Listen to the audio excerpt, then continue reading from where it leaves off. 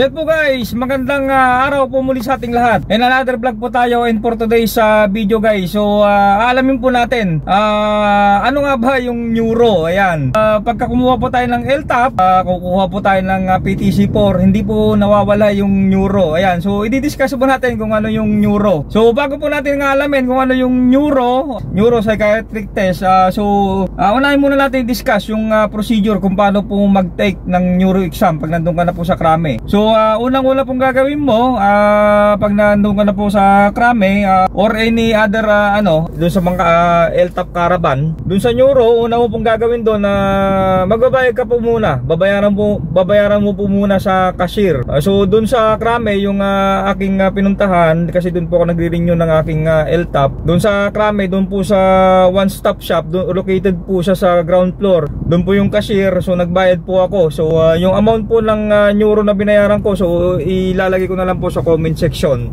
kung magkano po yung binayaran ko. Okay, so pagkatapos ko pong magbayad, nag-proceed po muna ako. Bago ko mag-proceed dun sa neuro exam room, so nag-proceed po muna ako sa pinakataas, yung dun po sa taas ng one stop shop. I think nasa ano po yata yun, 1, 2, third floor, kung di ako nagkakamali. Doon sa third floor po, mayroon pong nagpipicture, kasi ang requirements na po ng neuro ngayon, kailangan po mayroon kang 2x2 picture na white background. At the same time, mayroon po siyang, nadagdag po ngayon, mayroon po siyang tag name. So mayroon po siyang tag name para hindi na po ako lumabas na magpapakuha ng picture doon sa labas ng krame po. Nag-proceed na po ako sa third floor. So mayroon naman po doon sa third floor, so nagpa-picture po ako doon, may tag name. Then pag nung okay na, so meron na akong resibo, meron na akong 2x2 picture na may tag name. At guys, huwag nyo pong kakalimutan, kailangan po magdala po kayo ng ballpen saka lapis. Doon po sa taas, doon sa kung saan nagpipicture ng 2x2 na may tag name, doon sa third floor ng krame, mayroon din po nagbebenta ng doon, lapis. Ayan, magdala po kayo ng ballpen sa lapis. Huwag niyo pong kakalimutan, kasi nakakaya naman po kung magtatanong na doon na kayo sa exam room, magtatanong pa kayo doon sa mga examiner kung mayroon sila available na ballpen sa lapis. Nakakaya po yun. So hindi naman po sila nag-provide talaga para doon sa mga mag-take ng exam. So meron na akong resibo, meron na akong 2x2 na may tag name at white background, meron na pong ballpen, meron na pong lapis. So pwede na po mag-proceed dun sa exam room ng neuro. So pagdating po dun sa exam room, mayroon po silang 4 na step. So yung step 1, didiretso ka po dun sa resibo guys. Dun sa resibo, dun sa harap ng resibo, isulat nyo po yung age, yung birthday, yung occupation nyo, contact, at new or renewal ka ba sa LTAP. So i-specify mo doon, new or renewal. Then pag nasulat mo na po yun doon sa step 1, pumila ka po, pumunta ka po sa dulo ng pilahan doon sa upuan. Doon antay mo yung turn mo. Then pag turn mo na, proceed ka sa step 2. Doon sa step 2 guys, isasubmit mo po yung valid ID. Valid ID, resibo, saka yung 2x2 na picture na may tag name. Then pag nasubmit mo po yun, upo ka po doon. Meron po silang webcam na kukuha lang ka po ng picture. Ayan, so kukuha lang ka po ng picture. Pag nakuha lang ka na po ng picture, mayroon po silang logbook doon. So mag-logbook ka, sulat mo yung pangalan mo, yung purpose, saka yung date. So siyempre yung purpose mo is mag-take ng neuro. Then pag naka-assign ka na doon sa logbook nila, babalik po nila yung valid ID mo, resibo, saka yung 2x2. Then puproceed ka na po sa step 3. Guys, yung step 3 nila nandun sa loob. So yung step 3 po nila, ayun na po yung exam room. So dun sa proceed ka sa step 3. Pagdating mo dun sa exam room, may bibigay mo ulit dun sa in charge yung iyong valid ID, 2x2 picture at yung resibo. So yung 2x2 picture guys, ididikit po nila yon sa sa test booklet. Ayan, ididikit po nila yon. Then pag okay na, naibigay na yung test booklet mo, then ready for ready for exam ka na. So pagka nakapag-exam ka na, so ang step 4, so pag nakapag-exam ka na, submit mo na yung test booklet mo dun sa examiner. Then proceed ka dun sa step 4. Yung step 4 naman guys, yun po yung i-interviewin ka. So yung interview, ayan, so tatalakayin na po natin kung ano nga ba yung neuro at bakit may written exam at mayroong interview. Kasi dun sa written exam, dun po sila mag-base dun sa interview kung ano po mga may nagsusulat mo dun. Ayan, so ang neuro guys, ganito. Dahil nga, ayan, kung mapapansin nyo, ang daming mga kumontra dun sa 5.56 rifle na mag-purchase yung mga civilian. Kasi nga natatakot sila, kaya ang neuro hindi mo pwedeng hindi mawala yan sa LTAP at yung PTC4. Kasi ang neuro ay tinitest niya yung ating mental health, kung tayo ba ay fit na magdala ng baril, kasi baril yan. Tinitest nila yung ating mental health kung tayo ba ay matino. Ayan, hindi tayo hindi tayo bara-bara, hindi tayo yung anger management natin hindi madaling uminit yung ating ulo, kasi once na madaling uminit yung ating ulo at may baril tayo, ako delikado. Ayan, so neuro, dun po nila tinitest yung mga kukuha ng mga baril at mga PTC4 kung ito ba ay fit bigyan ng baril at PTC4. Ayan, so ano yung mga exam? Paano po? Kailangan po, syempre, kailangan ka po talaga dapat pumasa dun sa neuro. Or else, hindi ka bibigyan ng LTAP mo, hindi ka bibigyan ng PTC4. Kasi magkaiba po yan guys, yung mayroong, bakit may neuro na sa LTAP, may neuro din sa PTC4.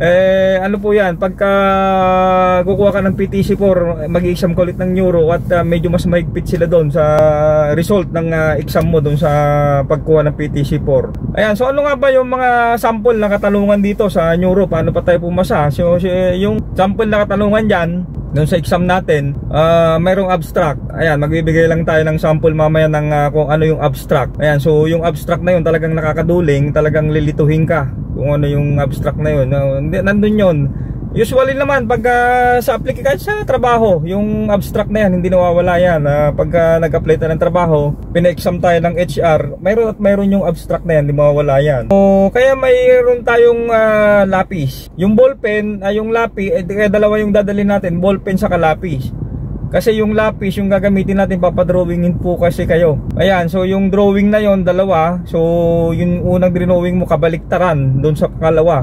Basta ka nag-drawing ka ng let's say hayop, let's say example, hindi ko pwedeng sabihin kung ano yung in-exam doon sa actual. Yung nag-exam ka ng nung hayop na aso, lalaki, doon sa pangalawang drawing mo kailangan babaeng aso, ganun. Parang ganun lang niya. Ganun lang sample niya. Tapos yung mga ibang katanungan, gagamitan mo siya ng ballpen. So sasagot ka ng yes or no. So ano yung mga ibang katanungan na sample, let's say paano pang test nila sa'yo kung sinabi niya kung ikaw ba ay binuli, anong gagawin mo?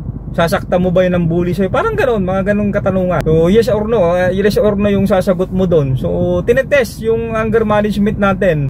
Let's say let's say kung sinabi niyang tumatawa ka ba, bigla ka pang tumatawa na mag-isa, gano'n, mga gano'n ng sasagutin mo lang ng yes or no. Bigla ka bang nag-iba ba yung pakiramdam mo nung pinagalitan ka na feeling mo gusto mong saktan yung isang tao, gano'n, mga gano'n lang tanong sa neuro. Okay po, so ganito po ang example ng ating abstract reasoning.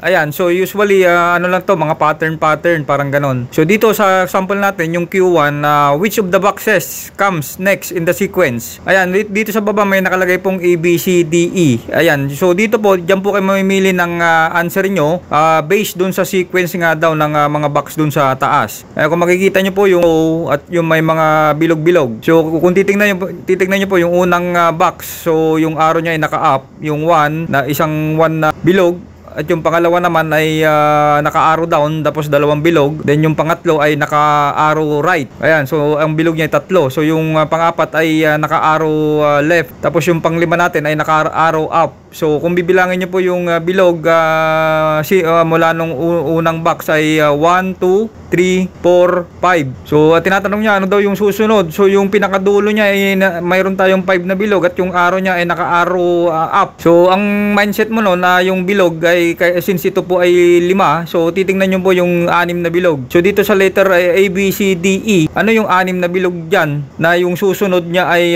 since yung huli ay naka-arrow up, so dapat yung sequence niya 6 na bilog dahil 5 yung huling box natin, 6 na bilog, tapos yung arrow niya naka-up, yung ipipiliin dapat natin yung naka-arrow down. Ayan, so yung best answer po dyan ay letter A. Ayan, kung bibilangin nyo po yung bilog ay 6, 246, saka yung arrow nya ay kabaliktaran nung arrow nung huling box dun sa sequence dun sa taas. Okay, so ito po yung ating pangalawang example dito sa abstract reasoning. Ayan, so makikita nyo po ulit dun sa box natin dun sa taas, yung po ulit yung mga sequence natin. So yung unang box, yung taas po, mayroon po tayong 5 mga boxes. So sequence po ulit yan. So yung unang box natin dito sa may bandang mayroon po tayong bilog saka diamond. So yung pangalawang box natin, nawala po yung diamond, na-rotate po siya clockwise. Na-rotate po siya kabahagyan ng clockwise. Tapos yung pangatlo, nagkaroon po ulit siya ng diamond at na-rotate po ulit siya bahagyan ng clockwise. At yung pang-apat natin, nawala po ulit yung diamond at na-rotate po ulit siya ng konting clockwise. At yung pang-5 natin ay nagkaroon po ulit ng diamond. So na-rotate po ulit siya ng clockwise. So kung mapapansin nyo po, as is po yung bilog, hindi po siya nawawala. Ang nawawala po ay yung ating diamond. So yung pinakadulo po niya, yung best answer po dyan, hanapin nyo po yung ABCD kung saan nawala pong diamond, at yung huling forma ng ating box, forma ng parang letter U.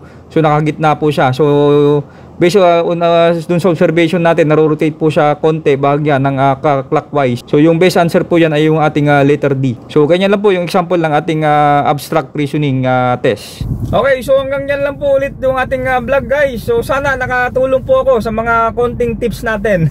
Kasi iniisa-isa po natin talagang blinagyan kasi nga nababasa natin neuro, yung mga ibang kasamahan natin na mahilig sa baril, yung mga gun enthusiasts. Ayan, para magkaroon po kayo ng idea kung paano po pumasa or paano magkaroon ng idea kung ano yung mga question sa neuro at procedure kung paano tayo kumuha ng neuro exam sa ating krame. Ayan, so hanggang dito na lang po ulit yung ating vlog guys. Maraming salamat and suportahan nyo po yung ating vlog. Salamat po.